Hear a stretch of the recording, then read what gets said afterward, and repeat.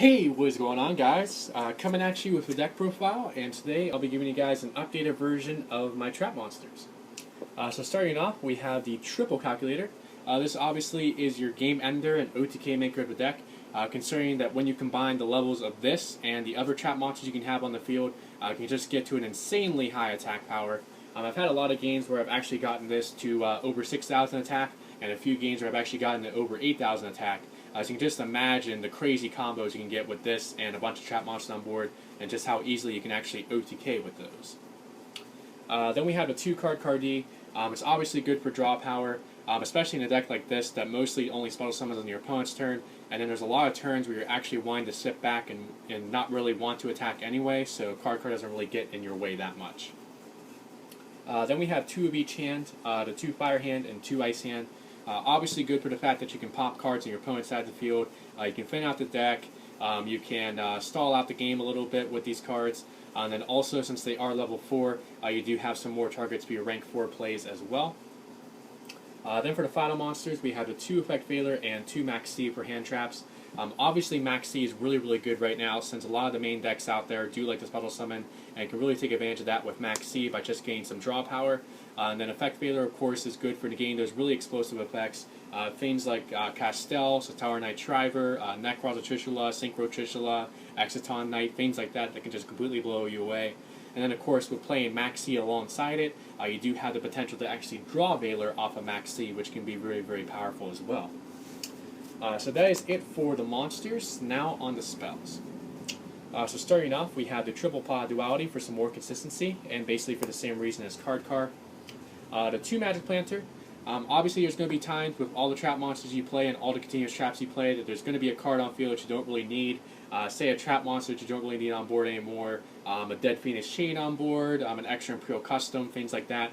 So Magic Planter is just good for clearing up a back row space and also for gaining you a couple cards as well. Then for the final spell, we have the 1 Raigeki. So now to round out the main deck with the traps.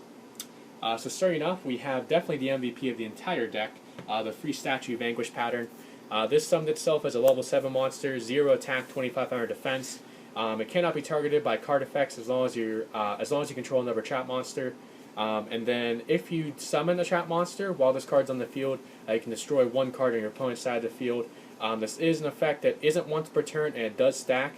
So of course if you summon multiple trap monsters while this is on field, you can pop multiple cards, and then you can get multiple effects if you have multiple statues on board as well. So you can kind of see like how crazy this can get with all the cards you can potentially pop with Statue Vanquish pattern. Then we have the 2 Cyber Shadow Gardener. This you can actually only summon during your opponent's main phase, which isn't that big of a deal considering that's basically what you're doing with your trap monsters anyway. And then if your opponent were to attack into it, it copies the attack and defense of the attacking monster. So force your opponent to have to crash into it or kind of have to work a way around it if you have Imperial Custom on board to protect it. And then during the end phase, it resets itself in its own spell and trap card zone. So there's something to keep in mind because if your spell and trap card zones are full, it actually still does reset itself in its own spell and trap card zone. So basically with this resetting itself, you can just reflip it turn after turn after turn and just get more and more destruction effects off a Statue Vanquish pattern, which is really good. Then we have 2 of each Tiki, the 2 Tiki Curse and 2 Tiki Soul. They're both level 4. Curse is 1800 attack, 1000 defense. Soul is 1000 attack, 1800 defense. With Curse, it basically makes your other trap monsters be able to destroy an opponent's monster at the end of the damage step if it battles. So it's obviously good with Stun Ray that can't be destroyed by battle on its own, and then any other trap monster combined with Imperial Customs to protect it. Then with Soul, if another one of your trap monsters were to be destroyed by battle or card effect, you can just reset it. So similar to Cyber Shadow Gardener, that just gives you some wombo combos with Statue Vanquish pattern. Then we have the 2 Zoma the Spirit. It's another level 4 monster. It's dark, the same attribute as Tiki Curse. So with Zoma and Curse, you actually have the ability to play number 66 Master Key Beetle. With Zoma the Spirit, it summoned itself in defense mode with 1800 attack, 500 defense. If it's destroyed by battle, do keep in mind it doesn't have to be sent to the graveyard. It just has to be destroyed by battle. It actually inflicts damage to your opponent equal to the attack of that monster. So it's good as a decent beater, good for a level 4 for your rank 4 plays, and also good for the fact that you can burn for your opponent, especially if they have a big monster on board. Then we have the 2 Abyss Stun Ray. Summon itself is a level 5 light, 1900 attack, 0 defense, and as I said earlier, it cannot be destroyed by battle. So you can kind of sit on this as a wall. You can also use it as a pretty decent attacker as well. And then since it is a level 5 light, it does give you the ability to play Pleiades as well. Then for the final trap monster, we have the 1 Metal Reflect Slime. This is a level 10, so it obviously combos off very well with the Calculator. This plus the Calculator alone gives Calculator, I believe, 3600 attack, which is pretty high. Then it has 0 attack and 3000 defense.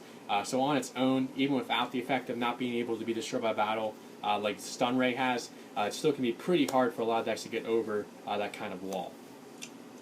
Then we're playing the free Imperial Custom, which protects any continuous trap from being destroyed by battle or from being destroyed except for Imperial Custom. So that, of course, protects your trap monsters from being destroyed by battle or card effect, protects your Fiendish Chains, but do keep in mind it protects your opponent's continuous traps as well, so that can kind of be, a bit of a costly thing if they're able to play something like Vayne's Emptiness or another Floodgate while you have this up, but for the most part it doesn't really come up. But yeah, Imperial Custom's just there because it basically turns all your trap monsters into Beals. Then we have the free Fiendish Chain. As I said, it is protected under Custom. Just negates effects, stops attacks, and is also another target for Magic Planter. Then for the final trap, we have the 1 Solemn Warning. So that is it for the main deck, total of 40 cards. It was 13 monsters, 6 spells, and 21 traps. Now on to the extra deck. So since we are playing Effect Veiler, we are playing a few Synchros in here.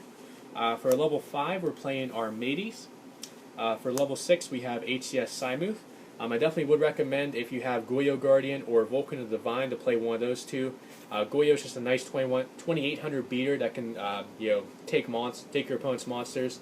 And then with Vulcan, the interesting thing with Vulcan is that you can bounce wing your trap monsters and a card your opponent controls, then just reset a trap monster, play it on the next turn, and then be able to combo off again with Statue, which is pretty cool. Then for level 8, I'm playing Colossal Fighter, but I definitely would consider a lot of other cards as a better option than this. Something like Stardust Dragon, Stardust Spark Dragon, Scrap Dragon. The one I probably would play would be Crimson Blader, but yeah, there's a lot of different level 8 options there that you can go into with Effect Veiler and Statue, but yeah, for now I just have the Colossal Fighter. Then for Xyz, starting off with rank 4s, we have Abyss Dweller, Karen Gorgon to protect your trap monsters and your Imperial Custom from targeting effects, Castel, Dark Rebellion, Exciton Knight, Cowboy, 101, 66 Master Key Beetle, since you do have 4 dark targets in the deck for this, and then Satellar Knight Ptolemaeus to round out the rank 4s.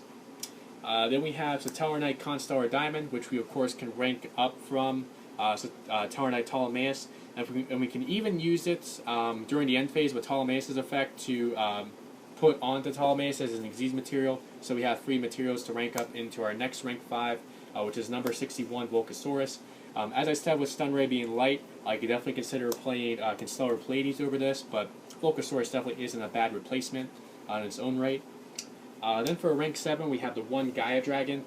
Definitely if you have Mecha Phantom Beast, Dracosac, Big Eye, or even Master Blades, I definitely would consider playing that over Gaia Dragon, but for now I just have the Gaia, because of course you can use it with 2 statues, and you can also overlay on top of a Volcasaurus or even a Diamond if you want to. So that is it for the extra deck. Now to wrap it up with the side deck. So starting off, we have the free MST, for obvious reasons, getting rid of things like Decree, Wiretap, Trap Stun, things like that. The 2 Necro Valley blocks out those decks that are really reliant on moving cards from the graveyard, things that need to banish from the graveyard like Infernoids, Nekroz, so on and so forth. Really good against like Satellar Knights, good against BA, good against Shaddoll, so it's a pretty good card overall. And then since it is a field spell, it of course does not take up your back row, which is pretty good as well. Then we have the 2 Zombie World. This, for the most part, really shuts down the Cleefort matchup since they can't tribute summon their guys, which is one of the biggest things they want to do. So that can potentially stop towers from coming out. Can stop their stealth plays, their carrier and helix plays as well. Then we have the 2 Chaos Trap Hole to try to stop Denko. And it also is good against those light and dark based decks as well.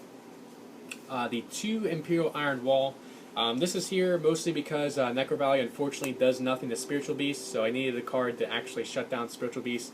And Iron Wall is good because it stops their banishing and can also be protected under Imperial Custom. Then we have the 2 Mind Crush, which I obviously would replace with Mistake if I had them, because Mistake completely shuts off Searching, which this deck doesn't really do much of, and of course can also be protected under Custom. Then for the final side card, we have the 2 Shadow Imprisoning Mirror. So that is it for the deck profile, guys, on my Trap Monsters. I do hope you guys enjoyed it. Please remember to like, comment, and subscribe, and I will catch you guys next time.